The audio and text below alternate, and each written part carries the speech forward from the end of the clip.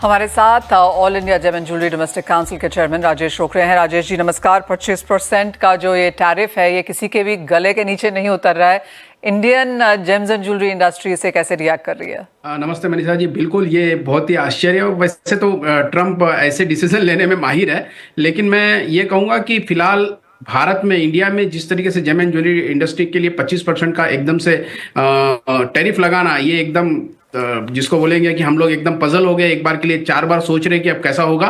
और ओवरऑल जो व्यापार हम लोग यूएस के साथ करते हैं, टोटल एक्सपोर्ट का 30% के आसपास का हमारा व्यापार यूएस के साथ होता है और करीब 9 से 10 बिलियन का व्यापार सिर्फ यूएस के साथ होता है। मुझे एक बात तो लग रही है इसमें कि कहीं ना कहीं एक यू टर्न लेने की ट्रंप की एक आदत है और शायद इसमें वो हिट विकेट भी हो सकते हैं, मगर बड़ी सरलता से कहूं, क्योंकि इंडियन ज्वेलरी ही एकमात्र पूरे वर्ल्ड में ऑप्शन है, क्योंकि यहाँ हैंडमेड ज्वेलरी का जो काम है शायद ही कहीं और दुनिया में हो सकता है, क्योंकि यहाँ बहुत सालों से ये वर्किंग आ रहा है और ये परिपाटी इतने सालों से चलती आई। वो अचानक टैरिफ लगने के कारण कहीं दूसरे देश से उनको इंपोर्ट करना पॉसिबल नहीं है। हाँ, मैं इतना कहूंगा कि जिस तरीके से अभी 25% मतलब टैरिफ बढ़ गया है 15% से, जो अभी टोटल 25% हो गया है, इस वजह से शायद वहां का जो कंज्यूमर है वो एक बार के लिए वहां बाइंग ना करते हुए कहीं और जाके बाइंग करे या इंडिया में आके बाइंग करे, तो उसमें गवर्नमेंट को ही वहां के टैक्सेशन और वहां के जो नुकसान होगा शायद वो, इसीलिए मैं ये कह रहा हूं कि वो शायद हिट विकेट हो सकता है। सरकार से अब किस तरह की बातचीत है?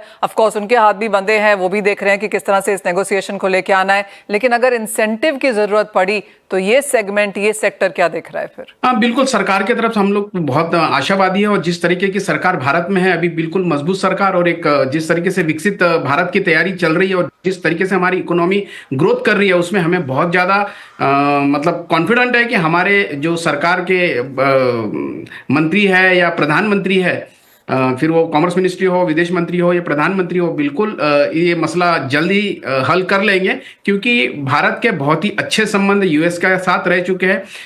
ये मानता हूं कि ये अफवाह है कि रशिया के कारण ये शायद हम पे थोपा गया है, लेकिन मुझे अभी भी बहुत ज्यादा कॉन्फिडेंट हूं कि जल्द से जल्द ये शायद मसला हल हो सकता है। बाकी सारी कंट्रीज और कंपनीज अब इंडिया का रुख कर रहे हैं, क्या इसका इम्पैक्ट ये भी होगा कि इंडियन बाइंग स्ट्रांग होगी? और क्या दूसरी चीज ये है कि हम बाकी और दूसरी मार्केट्स को देखना शुरू करेंगे?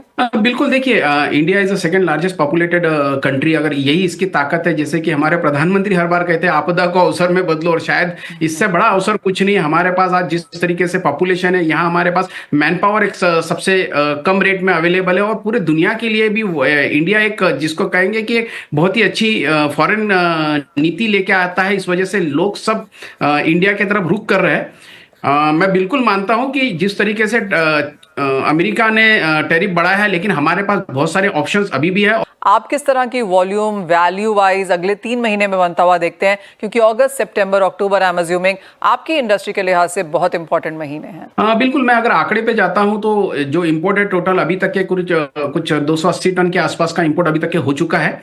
और अभी से अगस्त महीना, मतलब 1 अगस्त के बाद से हमारे यहाँ फेस्टिव सीजन स्टार्ट होते हैं, तो डिमांड यहीं से स्टार्ट होती है। और आने वाले जो 5 महीने होते हैं उसमें करीब करीब जितना इंपोर्ट होता है उसका 50% से ज्यादा कंजम्पशन इस समय में होता है। और अगर मैं पिछले साल के आंकड़े देखता हूं तो 812 टन के आसपास का इंपोर्ट लास्ट ईयर हुआ था, और इस बार भी शायद मुझे लगता है वही जो फिगर है वो फिर से आ सकता है, क्योंकि गोल्ड में जिस तरीके के रेट बढ़े हैं, कुछ 34% के आसपास के इस बार के रेट बढ़े हैं। और वर्ल्ड गोल्ड काउंसिल का एक रिपोर्ट भी आया है, जिसे गोल्ड डिमांड ट्रेंड करके कल ही वो रिपोर्ट फ्लैश हुई है।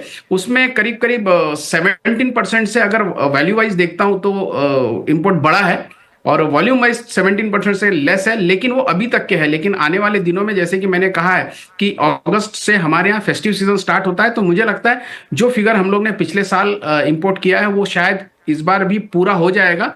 और उल्टा गोल्ड के रेट बढ़ने के कारण और ज्यादा फेथ कस्टमर का इस इंडस्ट्री की तरफ बढ़ा हुआ है। और अभी सितंबर में एक बड़ी exhibition world all India gem and jewellery domestic council plan भी कर रही है। इस वजह से भी यहाँ पे सेल में इफेक्ट आएगा। साथ ही साथ लकी लक्ष्मी जैसी B2C स्कीम जो हम लोग लेके आए हैं, इस वजह से भी कस्टमर को इस पूरे बाइंग में मजा आएगा इस दिवाली में। राजेश जी एज ऑलवेज बहुत शुक्रिया साथ जोड़ने के लिए। इंडिया फेस्टिवल डिमांड ग्रोथ और इंटरनेशनल मार्केट्स में एक्सपोर्ट्स को लेकर क्या यहाँ पर मुद्दे रह सकते हैं, इस पर भी चर्चा करने के लिए।